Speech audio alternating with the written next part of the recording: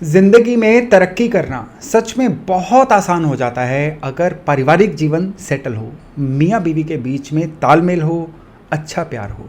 लेकिन इसका अगर ठीक उल्टा हो, यानी पारिवारिक जीवन सेटल ना हो, मियाँ बीवी के बीच में कलेश हो, लड़ाई झगड़े हो, मतभेद हो, तो तरक्की तो छोड़िए जनाब, जीना तक दूभर हो जाता है। और आज के वीडियो में हम यही चर्चा करने वाले हैं कि किस तरह से एस्ट्रोलॉजी हमें बता सकती है कि इन कपल्स के बीच में जो इश्यूज आ रहे हैं उनके कारण क्या हैं और उन कारणों को रिमूव किस तरह से किया जा सकता है। नमस्ते, मेरा नाम है योगेश शर्मा। बहुत बहुत स्वागत है आपका happy life with Yogesh Sharma में।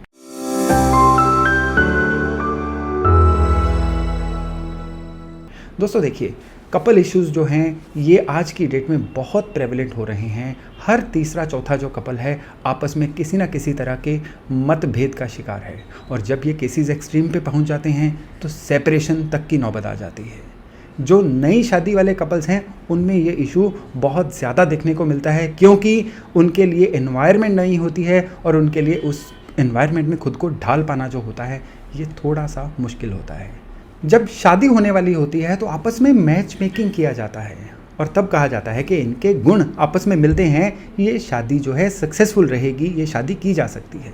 लेकिन बाद में यही जो मिले हुए गुण हैं ये भी लड़ाई झगड़ों को नहीं रोक पाते, कपल इश्यूज़ को नहीं रोक पाते। तो क्या यहाँ पे गुण मिलान में कोई ना कोई कमी रह जाती है, या कोई और ऐसे फैक्टर्स हैं जो उस समय देखने पे इग्नोर हो जाते हैं?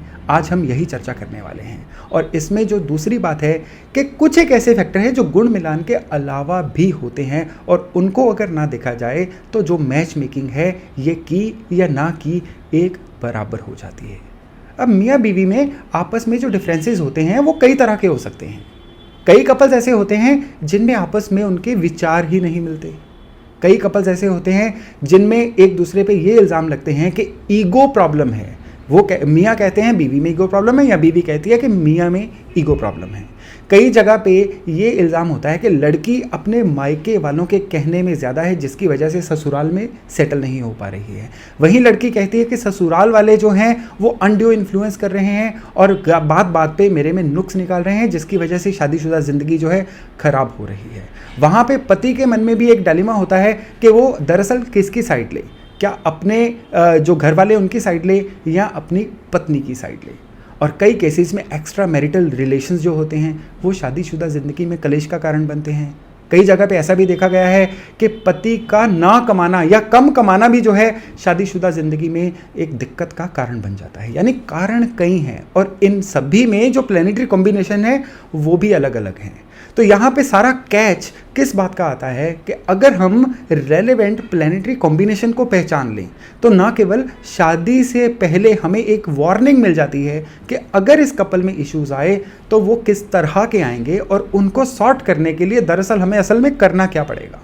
और इससे क्या होगा कि हम 70 से 90% तक जो ये इश्यूज हैं उनको रोक सकते हैं।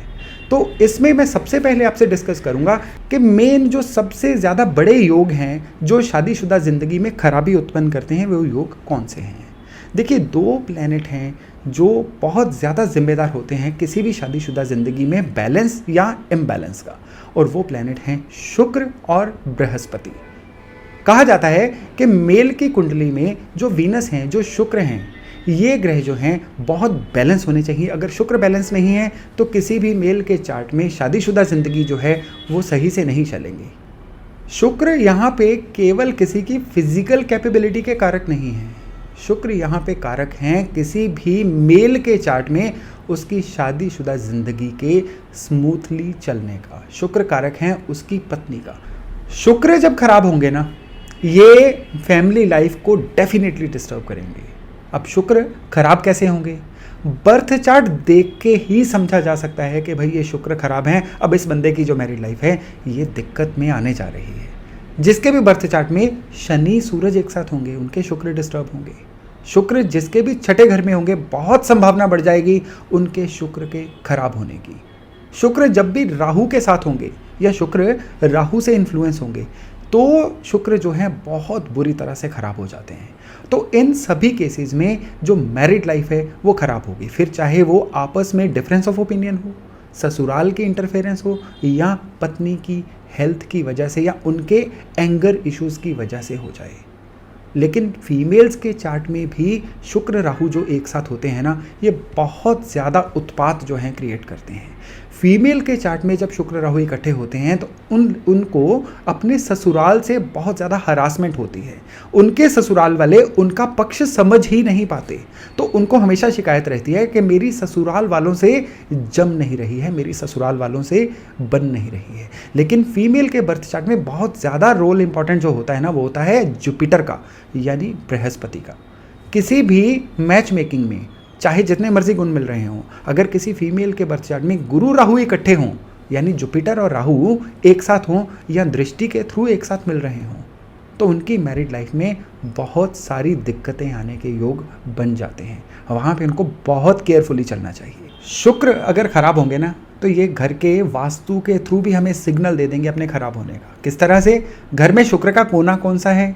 घर में शुक्र का कोना है साउथ ईस्ट। जी हाँ, घर का अग्निकोण। साउथ ईस्ट में अगर किसी तरह की डिफॉर्मिटी है, ये भी शुक्र की खराबी को दर्शाती है। जब भी बर्थ चार्ट में शुक्र खराब होंगे, साउथ ईस्ट में अपने आप ही खराबियां हम बना लेते हैं।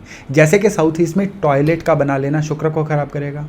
साउथ ईस्ट में किसी तरह का ब्लू कलर, जैसे ब्लू कर्टन्स या दीवारों पे किसी तरह का आसमानी या ब्लू कलर, ये भी शुक्र को खराब करता है।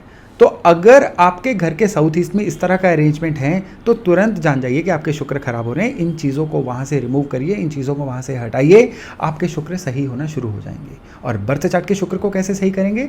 बर्थ चार्ट के शुक्र को सही करेंगे गाय की सेवा करके। गाय अपने आप में ही शुक्र का रूप है, और जब भी हम गाय की सेवा करते हैं तो शुक्र अपने आप में बैलेंस होते हैं, शुक्र अपने आप में सही होते हैं, जिससे मैरिड लाइफ की कई दिक्कतें ठीक होती हुई देखी गई हैं। तो शुक्र के बाद अगर जुपिटर की बात करें, तो अलग अलग घरों में जुपिटर हमें अलग अलग तरह से फ़ायदे भी देते हैं और अलग अलग तरह से मैरिड लाइफ में दिक्कतें भी देते हैं। फर्स्ट हाउस के जुपिटर के बारे में कहा जाता है कि ये कई तरह के अरिष्टों का नाश करते हैं, लेकिन यही जुपिटर इंसान को बहुत एरोगेंट बना देते हैं। ये इंसान में ईगो बहुत लेके आते हैं। तो फर्स्ट हाउस के जुपिटर वालों की मैरिड लाइफ में दिक्कतें ईगो की वजह से आती हुई बहुत देखी गई हैं। यही जुपिटर अगर थर्ड हाउस में हो, ये लोग कान के कच्चे होते हैं, किसी के कहीं सुनी बातों पे यकीन करके अपनी मैरिड लाइफ में खराबियां लेकर आते हैं। जुपिटर 8वें या 12वें घर में हो, तो ये लोग जो होते हैं चुगली निंदा करने की वजह से अपने जीवन साथी के साथ सारा तालमेल खत्म कर लेते हैं। 7th हाउस के जुपिटर वालों के बारे में बोला जाता है, जितने ज़्यादा ये आडंबरों में, धार्मिकता में जाएंगे, उतना ही ज़्यादा ये अपनी मैरिड लाइफ को खराब करते जाएंगे। तो वैसे तो जुपिटर के हर घर में खराब होने के कारण भी अलग होते हैं, निवारण भी अलग होते हैं, लेकिन एक यूनिवर्सल उपाय है, वो है फैमिली के रिचुअल्स को मानना और घर के जो बड़े बुजुर्ग हैं। अब शादी के बाद घर के बड़े बुजुर्ग होंगे सास ससुर, तो घर के बड़े बुजुर्गों का पक्ष समझना और उनको उनका जो ड्यू सम्मान होता है वो देना। आपको अच्छा लगे ना लगे, आप एक बार ये करके देखिए कि उनको जितना इज्जत उनकी बनती है वो उनका सम्मान उनको दीजिए। जुपिटर सही होंगे, डेफिनेटली मैरिड लाइफ की जो प्रॉब्लम्स हैं बहुत जल्दी हल होंगी। लेकिन कारण केवल इतने नहीं हैं, कारण थोड़े से और भी हैं। सपोज करिए किसी के बर्थ चार्ट में चंद्रमा केतु एक साथ हैं। चंद्रमा क्या है? हमारा बिहेवियर। चंद्रमा क्या है कि जब भी हम पैनिक में होते हैं हम किस तरह का बिहेव करते हैं, जब भी हम स्ट्रेस में होते हैं कैसा बिहेव करते हैं, या जब हम खुश होते हैं तो कैसा बिहेव करते हैं। यानी हमारे ओवरऑल रिएक्शंस, हमारा बिहेवियर चंद्रमा के ऊपर डिपेंड करता है। अब यही चंद्रमा केतु के साथ रह के बहुत ज़्यादा खराब होते हैं।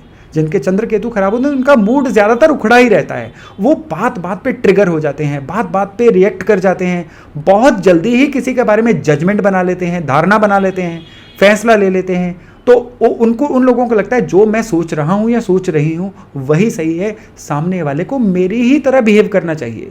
तो चंद्र केतु का जिनका कॉम्बिनेशन है उनको बहुत सतर्क रहना चाहिए अपने स्वभाव में इंप्रूवमेंट के लिए। उनको फीडबैक भी लेते रहना चाहिए कि मेरे में क्या कमियां हैं जिनको सही किया जा सकता है। हालांकि यहाँ पे प्लैनेटरी कॉम्बिनेशन वाइज केतु को सही करने के लिए आवारा कुत्तों की सेवा एक बहुत ही अच्छा उपाय रहता है। और इसके अलावा बृहस्पति की चीज़ें जैसे कि चने की दाल या कोई भी येलो ईडेबल हल्दी, इनको धर्म स्थान पे देना भी इस केतु की शांति के लिए बहुत अच्छा एक उपाय रहता है। अब चंद्र केतु का एक कॉम्बिनेशन है। इसके अलावा एक कॉम्बिनेशन है बुध शुक्र चंद्र का। बुध क्या है? बुध है बुद्धि, कौन सी बुद्धि? वो बुद्धि जो हमें हमारी डेली लाइफ में जीना सिखाती है, वो बुद्धि जो हमें सही गलत की पहचान बताती है।